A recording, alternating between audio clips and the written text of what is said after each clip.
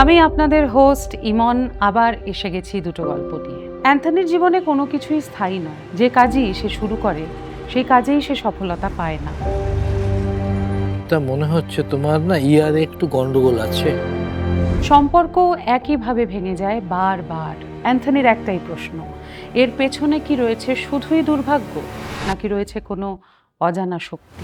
চন্দ্র কেতু এই যে কম্বিনেশনটা, এইটা কি মানসিক দিক থেকে একটা ওভার থিঙ্কিং কিন্তু জন্মায়।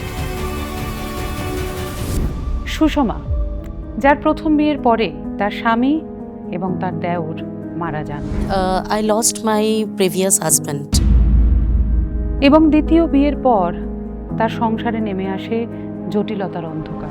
এই যে সংখ্যাটা 8 বেরিয়েছে, এর শত্রু সংখ্যা হচ্ছে 2481। এই সংখ্যায় কোনো কাজ করা যাবে না। কারোর সাথে কি রিলেট করতে পারছেন? তবে চোখ রাখুন এই সপ্তাহের কার্মা ক্লিনিকের পরবর্তী দুটো এপিসোড।